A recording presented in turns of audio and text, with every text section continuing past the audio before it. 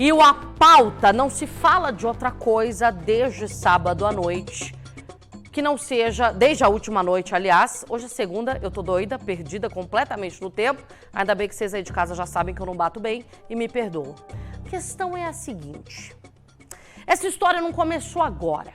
Nós estamos falando de um trabalho da polícia que começou lá em outubro, mas que infelizmente teve esse triste desdobramento. Para você que chega agora na tela do Cidade Alerta Minas, para você que chega agora na tela da TV Paranaíba, eu vou contar, junto com a equipe do Cidade, em detalhes, tudo que cerca essa história que está nas mãos agora da Polícia Civil. Um mistério que agora é investigado. Como uma denúncia de violência doméstica vira uma investigação de homicídio ou de feminicídio. Esse caso começa quando uma mulher de 40 anos procura a polícia militar alegando ter sido agredida pelo companheiro. Aí, durante o trabalho da polícia militar, com base nas informações passadas por essa vítima de violência, uma ossada humana é encontrada, cimentada em um imóvel abandonado.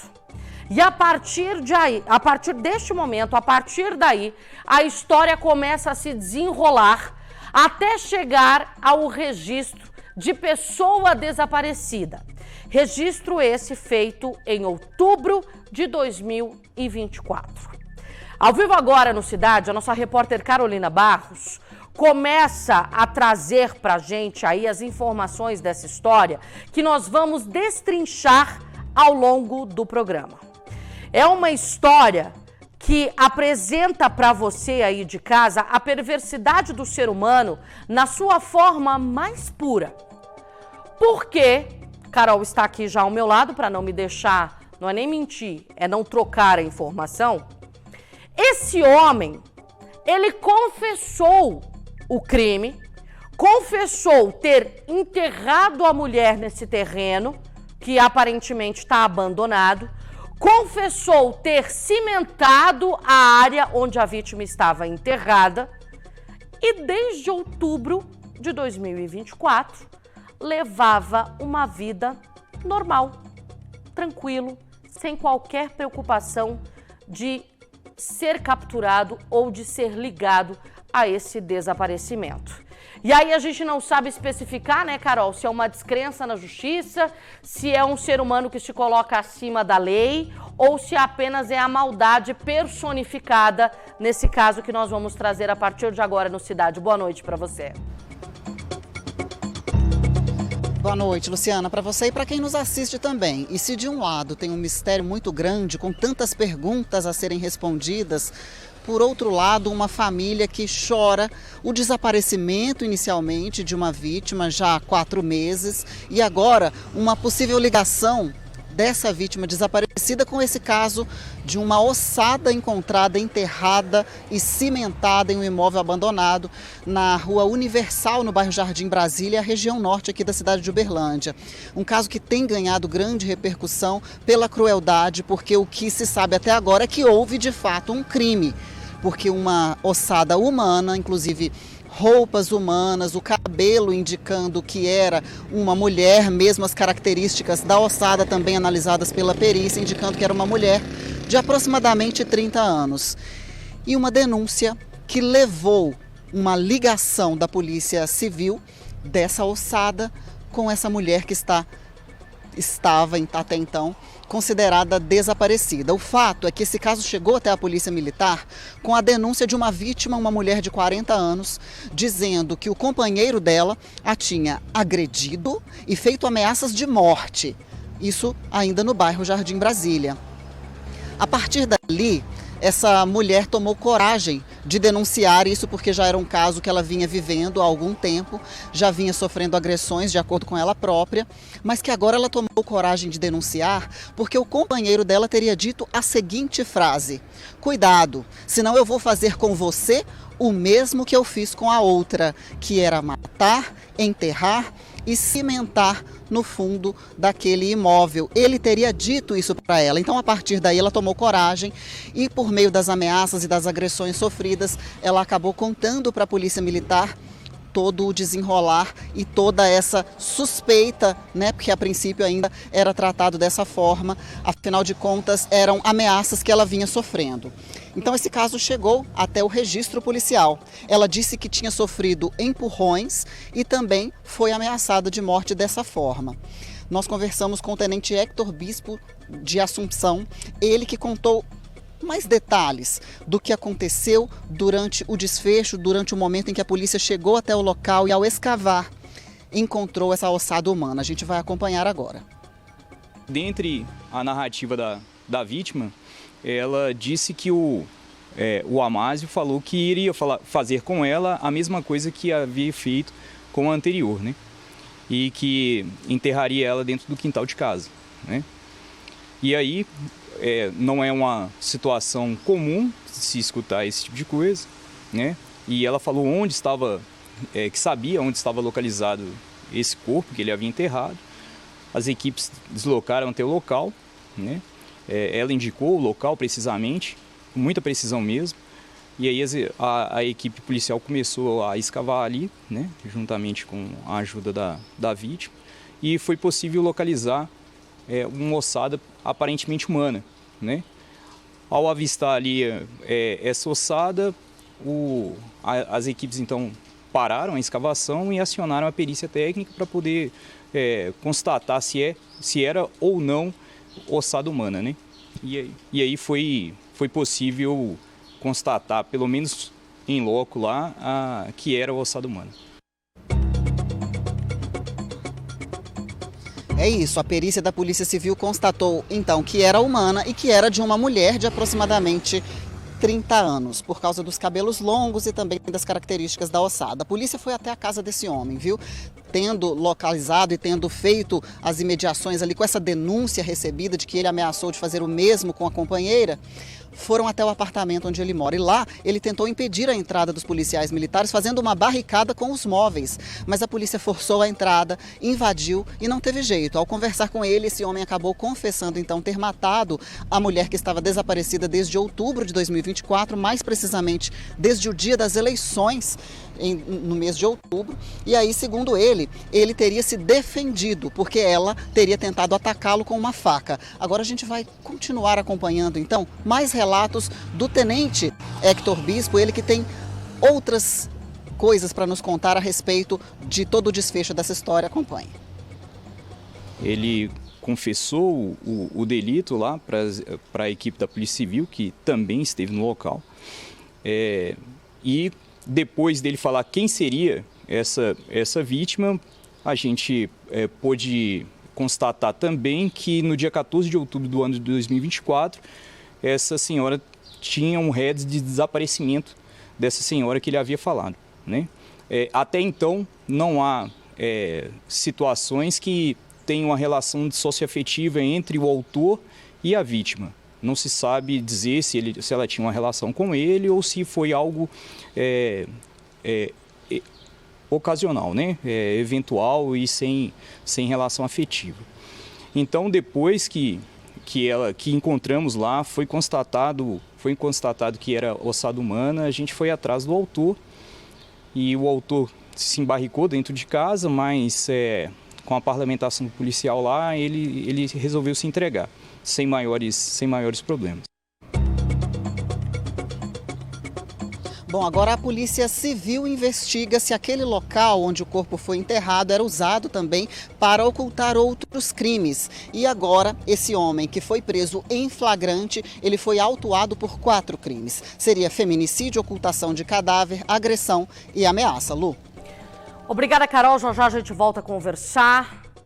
Esse suspeito, então, de 41 anos, admitiu ter matado esta mulher, que está agora na tela do Cidade Alerta. Mas ela não é só uma vítima ou um número de processo. O nome dela é Crislaine.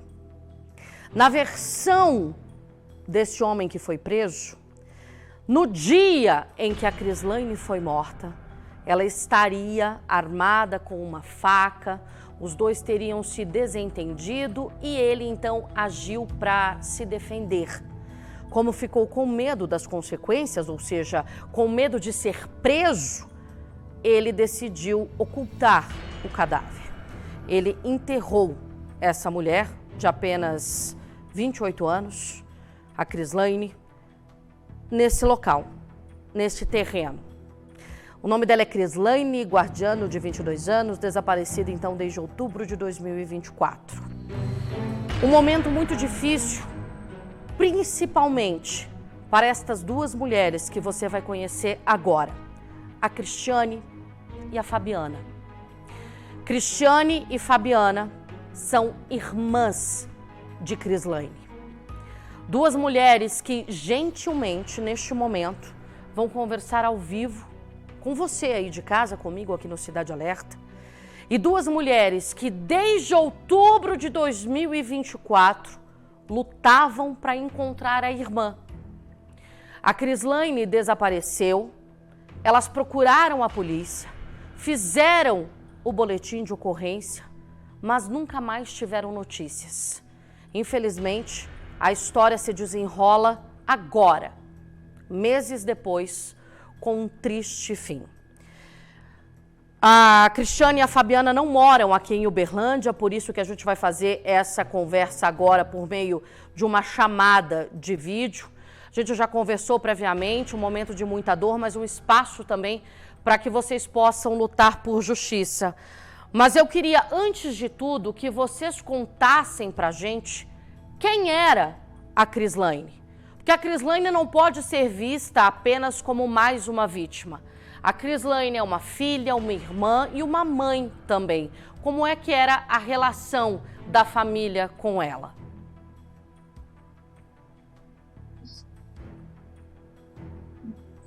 Ai, a Crislaine, ela era muito boa, boazinha, gostava do filho dela estar comigo, ela apreensiva, tudo que precisava, ela me ligava todo santo dia para saber do filho dela. Aí eu estranhei que ela me ligou, foi 11h30 da eleição, madrinha, já foi votar? Falei, não, vou depois do almoço. Ah, então tá, mais tarde eu ligo para a senhora. Ela não me ligou. Quando foi na segunda, o Sodimilson me ligou, que ela levou umas roupas para lavar lá, não foi lavar a roupa, não voltou lá. Aí eu fiquei ligando para ela, não atendeu o telefone. Eu falei, Sodimilson, ela não tá atendendo não. Aí eu fiquei o dia inteiro ligando. Quando foi na terça, o telefone já não tocou mais. Eu sou de mil, o telefone dela não tá funcionando não. E falei assim, eu vou ver cadê ela.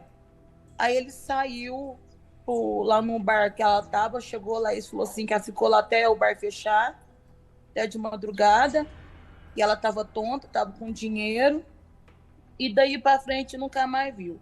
Quando foi, acho que dia 13, 14, não sei, eu fiz o boletim que ela tinha desaparecido aí em Uberlândia, para poder a gente saber, ajudar a gente a procurar ela. Mas a gente recebeu muitas notícias de várias coisas, que ou foi traficante que matou, que ela estava envolvida com droga, mas aí o Sodimilson foi na casa desse casal. Esse casal estava com umas malas saindo para viagem, falou que ia internar. Aí a casa tudo fechada, aí ele estranhou que estava saindo correndo. Aí, então, quando ele já estava saindo correndo, ela já estava morta lá já. Aí, quando foi agora, aí eu bati em cima, fui na civil, liguei aí em Uberlândia, na civil, na militar, dando parte, perguntando. Aí que eu encontrei, aqui fui na delegacia aqui, eu encontrei, acho que é uma delegada, conversei com ela, e que ela entrou em contato com o delegado lá de Uberlândia, que conseguiu agora que a mulher deu parte, que nós sabemos, tem certeza que é ela, que é a casa que ela estava. Fabiana, Cristiane, vocês conheciam esse homem que confessou ter matado a Crislaine? Em algum momento ela relatou para vocês que ela estava na casa desse casal? Chegou a comentar se seriam amigos, pessoas que estavam aí tentando ajudá-la de alguma maneira? Quem são esses dois na vida da Crislaine? Era amigo dela.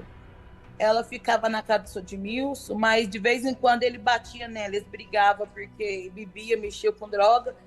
Aí de vez em quando o Sodimilson me ligava que esse rapaz tinha batido nela e ela estava toda machucada.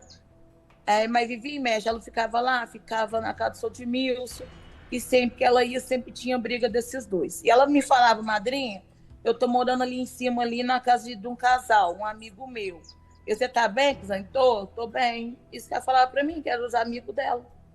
A Crislane, me perdoem nesse momento fazer essa pergunta, mas vocês mesmas já relataram para a gente anteriormente que a Crislane, ela lutava aí contra esse quadro de dependência química. Ela já chegou, inclusive, a procurar uma clínica, ela chegou a ser internada para tentar se livrar da dependência.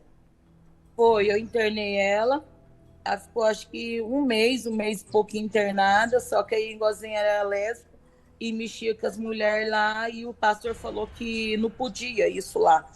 Aí eles me ligou e tava mandando a Crislane para casa.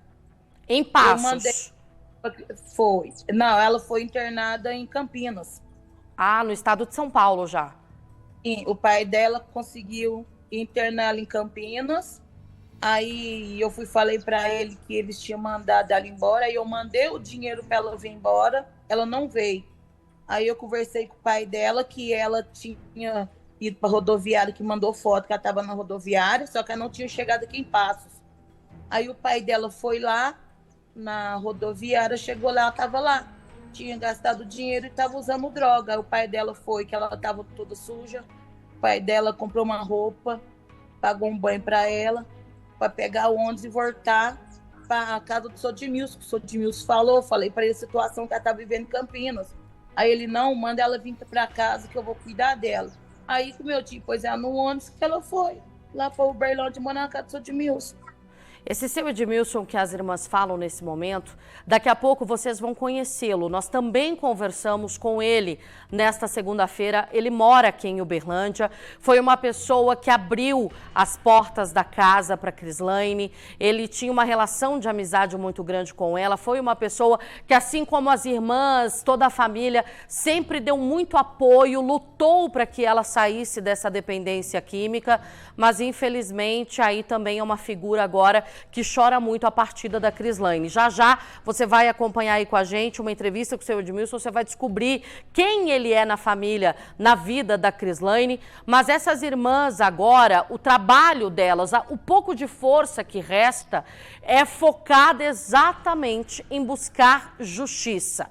Porque a Crislane, por muitas vezes, pode ter sido aí vítima de uma negligência muito grande. A sociedade ainda encara um dependente químico como um problema, mas a Crislane nunca foi um problema. A Crislane sempre teve as irmãs ao lado dela, sempre teve uma família amorosa, preocupada, cuidadosa, uma família que mesmo agora, neste momento em que ela relata, né, quando a Crislane teve que sair dessa clínica de reabilitação em São Paulo, a família mais uma vez tentou acolhê-la na cidade de Passos, onde todo mundo mora. Então, eles nunca viraram as costas para a Crislane. E durante todo esse tempo, desde outubro, tentaram diariamente buscar alguma informação que pudesse levá-los até ela.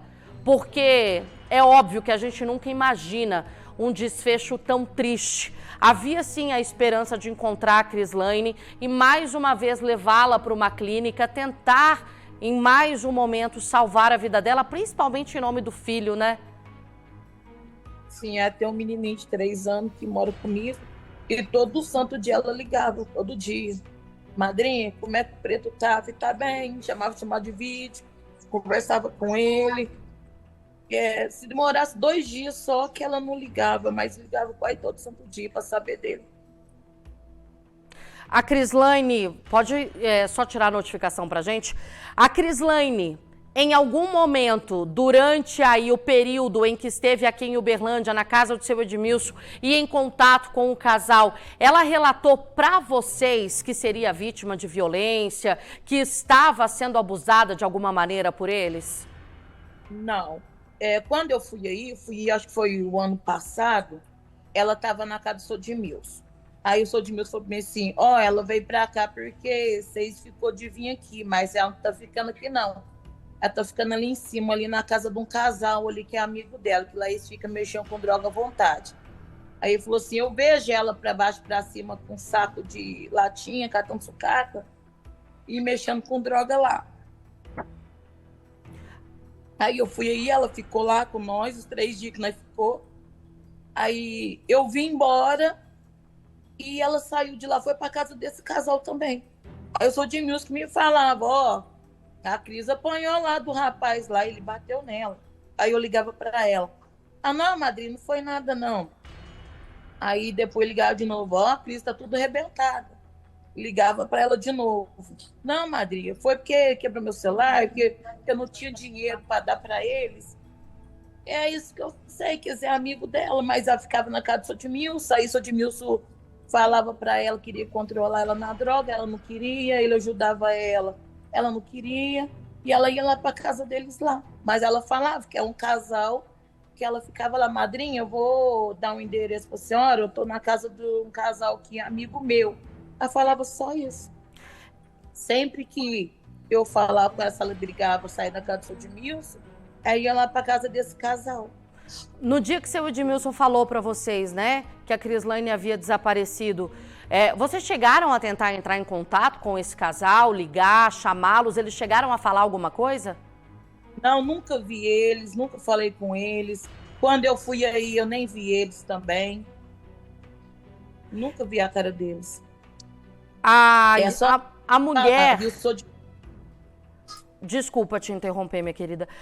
A mulher que procurou a polícia relatou que era companheira, então, desse homem que confessou o crime. Ela alega que em nenhum momento sabia o que tinha acontecido com a Crislane. Vocês acreditam nisso, que ela realmente não sabia nada sobre o que esse homem tinha feito com a Crislane? Sabia sim, porque ela falava, ô madrinha, eu tô aqui na casa de um casal, é amigo meu. Ela falava que era um casal, que era amigo dela. E através, porque quando deu o sumiço, o Sodmilson foi lá na casa deles, os dois estavam de mala e bolsa, tudo fechado a casa. Ele falou assim, você está saindo para viajar? Aí ele falou assim, não, vai internar na clínica para recuperação de droga. O Sodmilson saiu, aí estava saindo à pressa. O dia que o Sodmilson foi lá, então foi quando ele estava saindo da casa deles. O que vocês esperam que aconteça agora? Porque ele está preso, mas a mulher ainda é investigada. Para vocês, onde é o lugar desse casal? Ela tem que ser presa também, porque se ela sabia onde ela estava enterrada, se ela viu, porque a gente postou no Face, postou pedir ajuda aí, pedir ajuda na polícia, todo mundo sabia que nós estávamos procurando, a família procurando, nós espalhou cartaz aí, o Sodmilson espalhou cartaz, procurando. Se ela sabia, por que ela não falou? Por que ela ajudou ele a esconder o corpo dela? E ele não escondeu o corpo dela sozinho. Se ele falou que eles brigou, ela estava na casa, como é que ela não tem culpa? Ela tem que pagar também, mãe. Agora o trabalho de vocês vai ser buscar por justiça, até porque a Crislane partiu deixando um menino de apenas 3 anos e a memória dela tem que ser respeitada. Esse menino não vai crescer vendo a figura da mãe dele ser desrespeitada dessa forma. A gente espera a justiça agora, né? Fabiana, Cristiane, eu agradeço que mesmo no meio de tanta dor vocês tenham aceitado conversar aqui com a gente, trazer essas informações, o nosso abraço, a nossa solidariedade.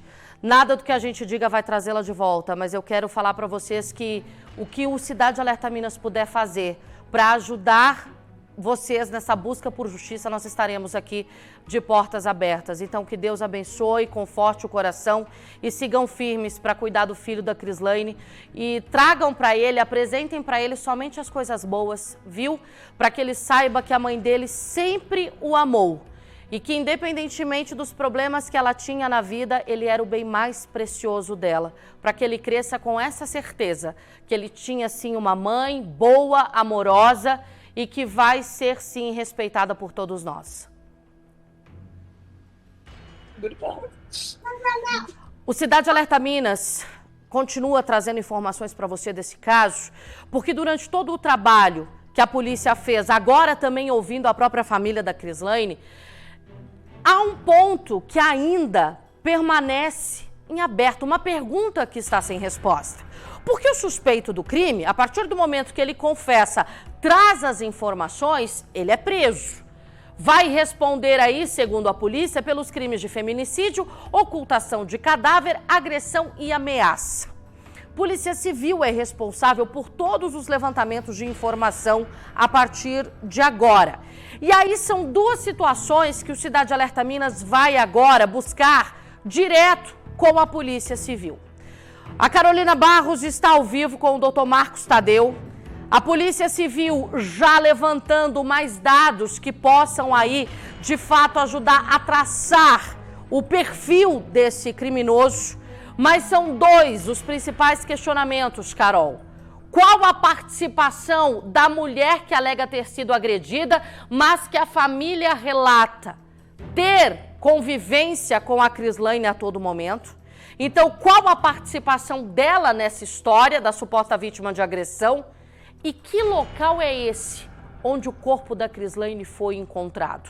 Há suspeita de que pode ser uma espécie de palco de desovas ali da ação criminosa desse homem. Dr. Marcos Tadeu tem um trabalho importante pela frente. Luciano, o trabalho da Polícia Civil é importantíssimo nesse momento, porque já tem aí coletadas no local, mas tem um trabalho de investigação a ser feito e muitas perguntas. Vamos só restabelecer a comunicação aqui, o áudio da Carol Barros. Questão de segundos, a gente já vai restabelecer a comunicação aqui com ela, porque assim como o nosso telespectador busca essas respostas, a família também. Já no Cidade você vai conhecer, inclusive, esse idoso, seu Edmilson, que por muito tempo foi a figura mais forte de laço familiar da Crislaine. Ele que mora aqui em Uberlândia, acolheu a Crislaine em vários momentos, ele aí dava conselhos, ele oferecia a casa para ela ficar, ele teve uma relação de amizade muito próxima com essa mulher e por muito tempo batalhou ao lado das irmãs da Crislaine para tentar tirá-la desse universo da dependência química, para fazer com que ela buscasse um tratamento, para fazer com que ela saísse disso que estava de fato a levando para o fundo do poço. A Crislaine nunca esteve abandonada, ela sempre esteve ao lado de figuras importantíssimas que nunca desistiram dela e não vão desistir agora também de lutar por justiça. Vamos de mais informação sobre o caso da Crislaine, uma mulher que foi morta aqui em Uberlândia e o corpo, os restos mortais foram encontrados cimentados em um terreno desocupado. Agora sim, voltamos com a Carolina Barros. Você que nos acompanha, são 18 horas e 39 minutos. Carol Barros junto com o Dr. Marcos Tadeu. A Polícia Civil já investigando esse caso que pode ter ainda pontos mais graves do que se imagina. A história por si só já é aterrorizante, mas quando a polícia começa a levantar as informações acerca do agressor, da companheira dele e da Crislaine, percebe-se que existem mais elementos por trás dessa morte. Como eu estava dizendo antes, né, Carol, a gente já havia conversado, então são dois os principais questionamentos: a participação dessa mulher e que local era esse que foi utilizado pelo suspeito do crime. Dr. Marcos Tadeu aí com a gente, um trabalho importante realizado pela Polícia Civil, uma investigação muito delicada. Exatamente, tem muito trabalho pela frente ainda, está só começando, né, Luciana? Muitos pontos ainda a serem esclarecidos e é claro que a gente já deixa a palavra com o Dr. Marcos Tadeu, delegado-chefe da Polícia Civil aqui, que está à frente desse caso, já traz para a gente então algumas respostas, né, Dr. Marcos, que a gente já tem com as evidências que foram coletadas. As perguntas feitas pela Luciana então, possível envolvimento dessa mulher que fez a denúncia e também o cenário encontrado lá pela polícia. Boa noite. Boa noite, Luciana. Veja bem, é tudo muito incipiente ainda. Nós iniciamos as nossas investigações quando o corpo foi encontrado ontem, lembrando, né, que a então vítima de agressão, de violência doméstica, procurou a Polícia Militar. Olha, aconteceu isso, narrando que de fato ela teria sido vítima, entre aspas, teria. Compareceram no local lá na Rua Universal, terreno baldio, um local abandonado, começaram a escavação, encontraram o corpo. Imediatamente acionaram a perícia técnica, a Polícia Civil, investigadores da homicídios, juntamente com o Corpo de Bombeiros. Constatou-se, então, que ali havia uma mulher enterrada.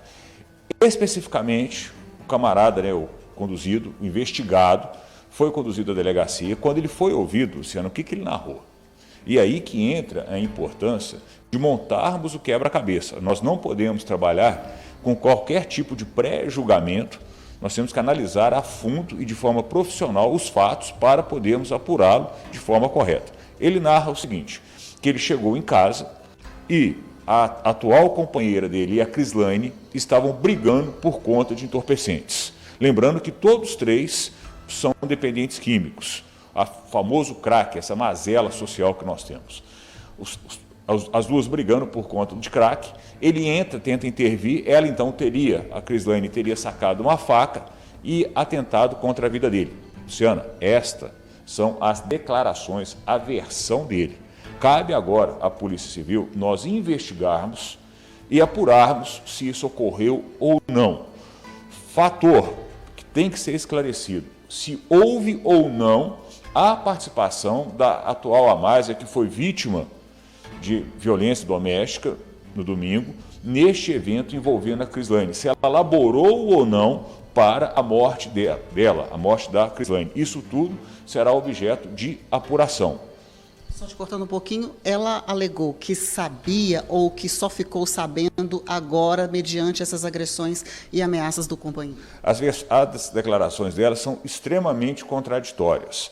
A priori, ela falava que não sabia, mas existem muitos pontos obscuros que têm que ser devidamente apurados. E aí entra, repito, a importância de uma investigação bem feita, coletando e confrontando os indícios, os elementos probatórios. Principalmente porque há uma relação entre os três ali de uso comum de drogas. Então. Carol, você foi precisa. Repito, a questão do crack, essa mazela. Tudo gerou, então, em torno de briga por entorpecentes. A priori seria entre as duas e ele teria chegado e foi intervir. Essa conversa está muito nebulosa ainda e precisa ser devidamente apurada via inquérito policial. Fato é que há um crime. E aquele local onde essa ossada foi encontrada, existe algum elemento que indique que ali é um ponto de desova mesmo, de envolvimento com algum outro tipo de crime? Negativo. A priori ali foi um caso isolado. Extremamente bizarro, com certeza. Mas, repito, nós temos que apurar isso de forma bem minuciosa. Não podemos já descartar de plano que ali era um ponto de desova. Ali foi realmente um caso isolado. Doutor, o que a gente já pode falar a respeito dos próximos passos? A gente sabe que tem muita coisa ainda para a polícia investigar. É claro que tem situações que ainda não podem ser faladas. O que podemos falar a respeito dos próximos passos das investigações? Bom, será um trabalho conjunto dos nossos investigadores com a perícia técnica. A questão de demonstrarmos se ele laborou ou não, se ele agiu ou não em legítima defesa própria ou de terceiro naquele momento com a Crislaine, é algo que tem que ser devidamente aquilatado. Agora, nada justifica o fato deles terem registrado um boletim de ocorrência em outubro do desaparecimento da Crislaine. Isso por si só é algo que milita contra eles, quanto à tese de defesa apresentada. Outro ponto que nós temos que aquilatar: qual que foi a efetiva participação da Amásia, então vítima de violência doméstica, neste evento da Crislaine. Isso tudo, então, será devidamente apurado via inquérito policial. Aquele bate-bola dos nossos investigadores com a perícia técnica. Então, só para a gente deixar muito claro, houve um boletim de ocorrência de desaparecimento dela? Exatamente. No dia 14 de outubro de 2024 foi registrado um boletim de ocorrência de desaparecimento da Crislaine. Vamos apurar isso também. Por parte de quem? Quem fez o registro? Nós ainda não temos este dado, nós estamos levantando como que foi o registro desta ocorrência. Agora, sobre esse homem que está preso, o que temos a respeito do histórico dele? Bom, o que nós podemos falar é que ele também é usuário de entorpecentes e que tudo teria se motivado, teria acontecido em razão do crack. Que, por enquanto, então, existe uma confissão a princípio. Sim, ele confessou a prática do crime, alegando que agiu em legítima defesa, mas isso tem que ser devidamente apurado. Que instrumento, de que forma que ele matou a vítima? Segundo ele teria tomado a faca dela, ela teria tentado golpeá-lo com uma faca, eles teriam entrado em luta corporal, ele teria tomado a faca dela e naquela confusão toda ele teria acabado por golpeá-la fatalmente. E aí então a levou e a enterrou, concretou por cima. Obrigada, então, delegado, chefe da Polícia Civil, falando conosco ao vivo a respeito desse caso que chama muitíssima atenção, Luciana, e que precisa, sim, de muitos esclarecimentos, afinal de contas. Ele já está autuado, a princípio, sendo investigado por pelo menos 4 crimes: feminicídio, ocultação de cadáver, agressão e também a violência doméstica, né, doutor Marcos Tadeu? Exatamente. Lembrando que são procedimentos investigatórios diferentes. O primeiro caso, que é o caso da violência doméstica, ele foi autuado em flagrante e a questão do homicídio e ocultação de cadáver está sendo apurado através de um inquérito próprio na Delegacia de Homicídios. Perfeito. A gente agradece, então, mais uma vez. Volto com você, Lu. Muito obrigada, Carol. Obrigada, doutor Marcos Tadeu, também trazendo para a gente como funciona o trabalho da polícia agora.